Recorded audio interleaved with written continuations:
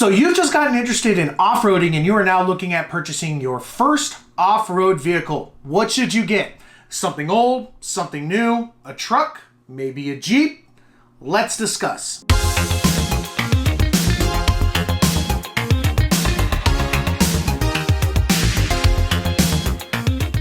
Hey, what's up guys? Welcome back to another episode of Dirtnation Offroad. So today we are bringing you the first episode of Back to Basics, where we take a practical and realistic look at all things off-road. Now we are coming up on 5 years of Dirtnation Offroad.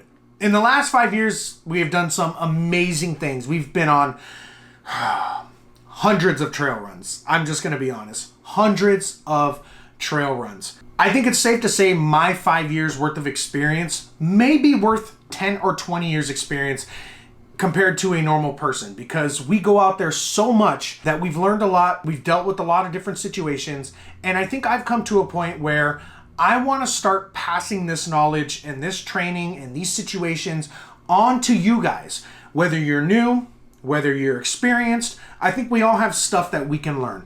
I personally am still learning so much about this community and so much about the hobby and just working on vehicles, getting out there on trails, learning stuff about specific vehicles and specific situations. It is endless. These past years with Dirtnation Offroad, we've been very, very heavily focused on trail runs, trail videos, and it gets so easy to get wrapped up in that. In fact, the video that we are going to be doing today, I planned to do that video a year ago. And before that, I planned to do training content before that.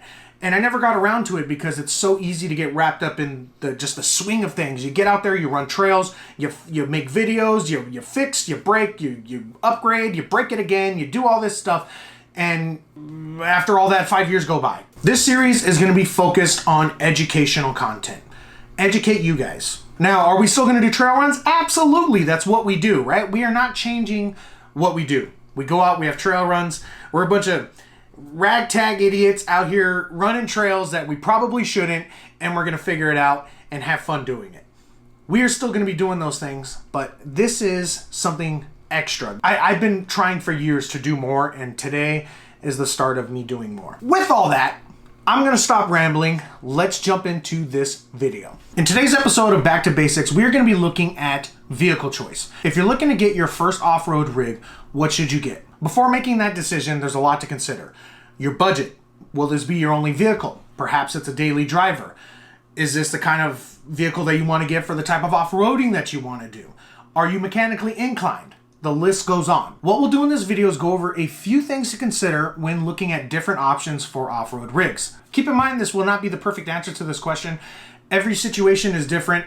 Everybody's situation is different. The things you like and prefer may be different than others.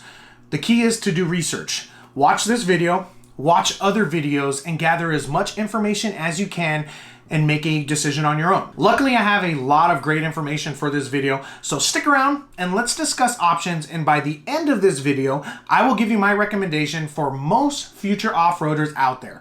Let's get started. When choosing your off-road rig, there is a few things that you need to ask yourself. First, what kind of off-roading do you want to do? There's a lot of trails out there, and as we continue this series, we'll talk about those trails. In these trails, there's so much variety in the different types of off-roading. Just to name a couple, there's rock crawling, hill climbing, pre-running, mudding, overlanding, general camping, fire roads, snow wheeling, sand dunes, the list goes on. What's important here is the type of wheeling that you may want to do will point you in the right direction on what vehicle you get. For example, Jeeps, older vehicles with straight axle suspension, they're going to be more geared towards, rock crawling, hill climbs, more extreme off-roading, as opposed to bigger vehicles like Ford F-150s, Silverados, Tundras. That might be more for family adventure vehicles, pre-running, sand dunes, mudding, stuff that requires big vehicles that can carry a lot of people, a lot of gear, and they're backed up with big engines and beefy suspensions. Mid-sized vehicles like Tacomas, Broncos, 4Runners, Colorados, they're all like jack-of-all-trade type vehicles. There's a lot of versatility in the builds that you can do. You can build them to crawl, to go fast. You can build them to overland and explore, or you can keep them more of a daily build, general off-roading, whatever you want to do.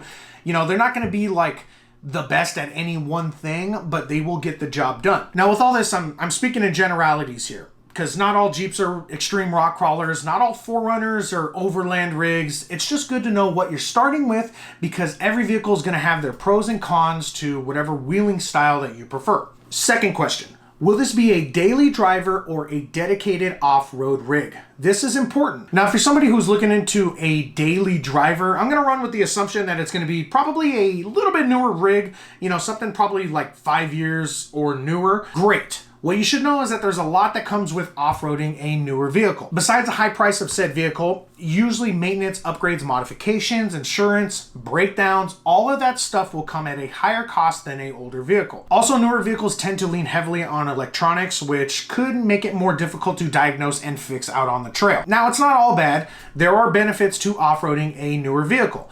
I mention electronics as a negative, but they are also a positive. New technology brings unique features and comfort to your off-road experience. Trail cameras, electronic ABS systems, disconnecting sway bars.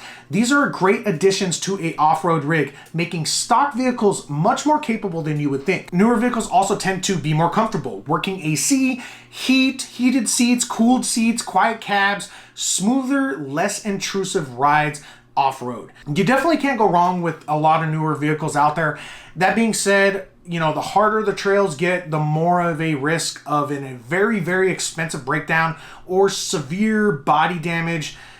Things happen. Keep that in mind. There's going to be a trade-off with whatever you do. Now, a dedicated off-road rig is going to bring its own problems, challenges, and benefits. If you're looking at getting something that's a little bit older as a trail rig, you'll definitely spend less money than buying an entirely new vehicle, but the additional cost of a second vehicle can add up.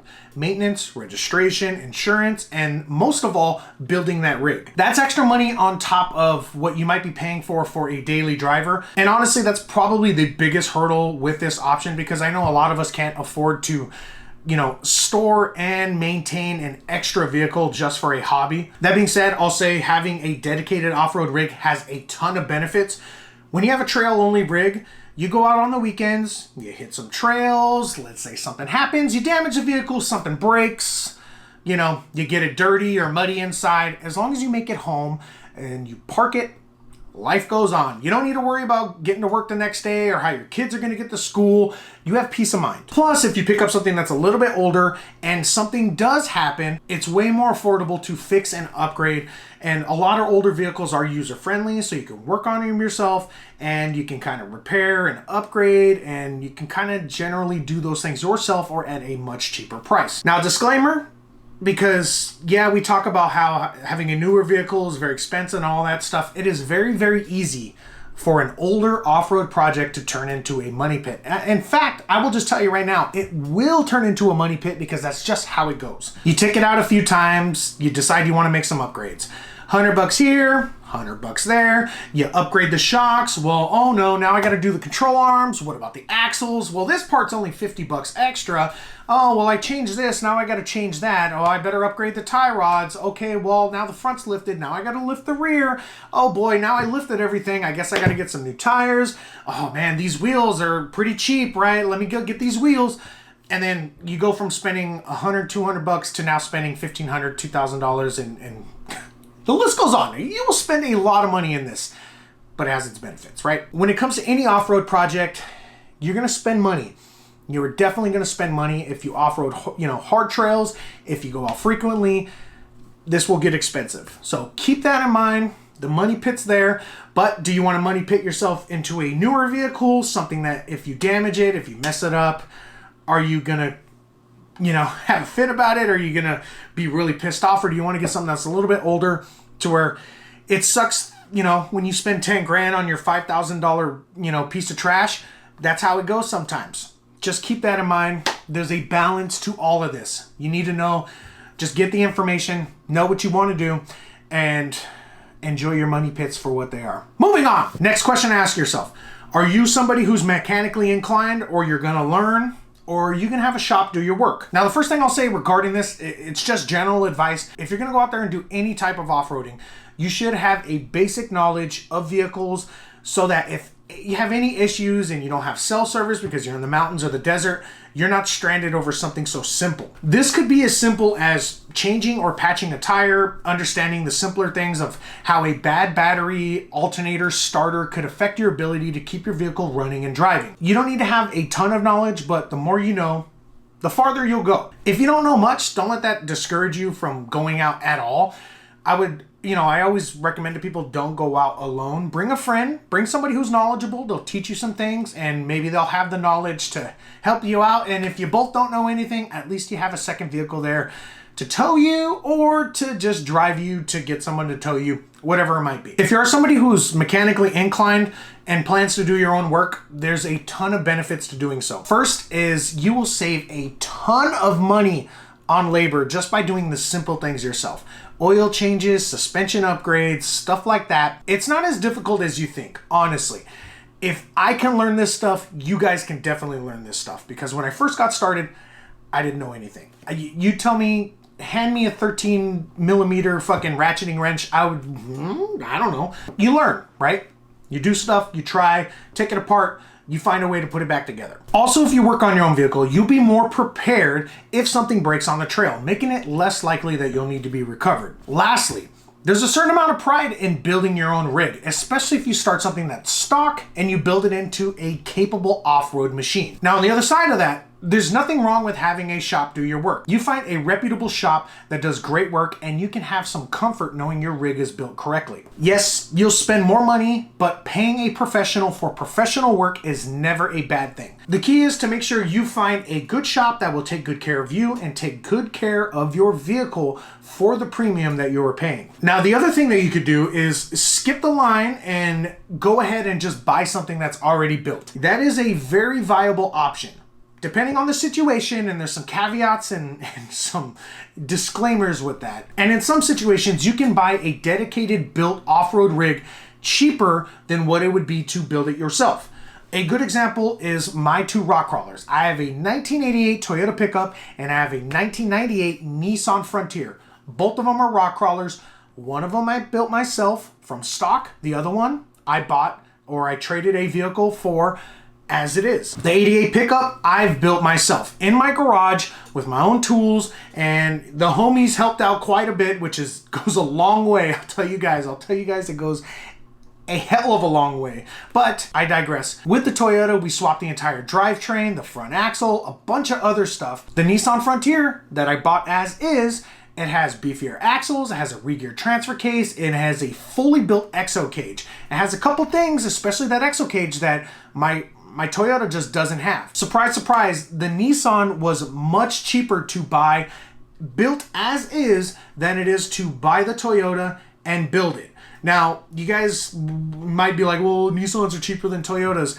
I bought the Toyota when it was cheap. I bought it for $3,000 and I probably spent 10 to 15 grand building it as is. And I still got to put some money into it to get a cage and all of that stuff. With all that said, there's nothing I would change about this situation, right? The Toyota is my truck and I take a lot of pride in the time and energy that I put into building it. Just know that the option to skip the line and buy something built is available. Although, keep in mind, if you're buying a built off-road rig, have somebody look at it. Have a professional, have a shop, have somebody look at it, because if you get something that is poorly built, it can lead to a bunch of other problems, right? A bad build is a bad build, and most of the time it's much harder and much more expensive to correct other people's mistakes rather than just doing it yourself. So keep that in mind. I know we're doing a lot of jumping around and kind of, fence sitting, but I'm trying to give you guys like honest perspectives on everything, right? There's balances with all of this. They're all good options, but you need to know what you're doing and what you're getting into. That's all I'll say for now. Let's move on. Now, after all this, where does that leave us? Luckily, there's a lot of good options out there, which is a good thing. There's a lot of cool and unique builds out there, and the sky is the limit on what you can do. Looking at all this, what do I suggest? Well, the recommendation that I make to most people is I would recommend purchasing an off-road vehicle as a secondary vehicle. The reason for that is when you buy something brand new, and you're gonna daily drive it, and you're gonna take it out on trails, the last thing you wanna do is really ruin it. Now, this isn't gonna be the case for everybody. I know a lot of you guys out there are gonna be like, well, Dustin, you bought a truck new and did exactly that. Yeah, that's why I'm telling you guys, don't do it. My Toyota Tacoma, I bought it back in 2017. I bought it brand new, and I immediately started modifying it and beating the absolute crap out of it. I don't regret those things, but if I were to make a true recommendation to somebody, I would say buy something as a secondary vehicle that you can build yourself. That way you can have peace of mind. Now, if you can afford to buy a new vehicle or you just don't care, hey, I've seen a lot of benefits out of doing it. I've learned to work on a newer truck, and my Tacoma, I wouldn't trade it for anything. I daily drive this truck. I beat the crap out of it, and hey, it is what it is. But this isn't the path that I recommend for most people, which brings me back to my main point. Pick up a secondary vehicle as an off-road rig. You can get something that's older as a project and build it up, or you could get something that's a little less old that can still be semi-reliable, a little bit cleaner, a lot cheaper than a new vehicle. A good example I could use is, I'll go with two different vehicle types, Toyotas and Jeeps. When it comes to Toyotas, let's take a look at 4Runners. Early model 4Runners from the 80s are great project vehicles. They're cheap, they're easy to work on, but due to the age, they may be a lot less roadworthy and they'll require some work to get on the road reliably. If you look at third gen 4Runners, something that's a little bit newer, late 90s, early 2000s, it's old enough to be picked up at a decent price. Not cheap, but certainly better than buying a brand new 4Runner. At the same time, being a little bit newer, you're more likely to find one at a lower mileage with working AC, heat, and other features where they're more of a viable option driving on the road. The same goes with Jeeps.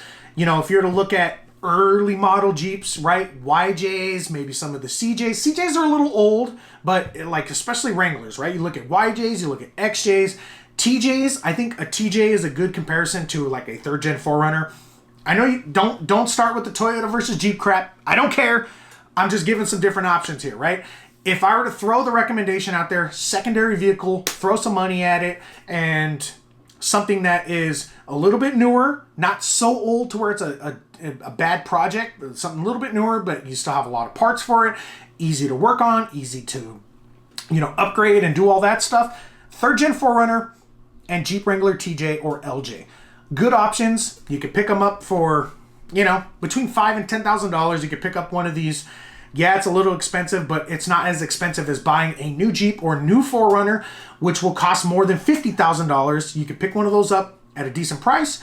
There's a ton of parts out there. There's a ton of support. New off-roaders, I would say one of those two right there. You're not going to find them that cheap, but you might. It just depends. Now, I understand that not everybody can afford a secondary vehicle just for off-road use. Assess your situation. Figure out the best option that works for you. Regardless of all that, I do recommend that everybody have a 4x4 vehicle in their disposal because it adds a peace of mind to traveling. Regardless of what happens, bad weather, bad road conditions, anything like that, you'll be happy having a 4x4 when the guy next to you doesn't. But that's going to be it for the first episode of Back to Basics. I'd love some feedback. Let me know what you guys think. Did this information help out? Are you getting something meaningful out of this? Are you getting some good information? Am I completely wrong here? Let's discuss, let's argue in the comments, and let me know what are some things you'd like to see us cover in the future for some Back to Basics content. I end this video with a question for our seasoned off-roaders because this is, as much as it is about me sitting here talking, and I appreciate you guys watching and sticking around and all that stuff, this is about teaching. This is about education. This is about telling stories. This is about community. And a key part of that community is you guys.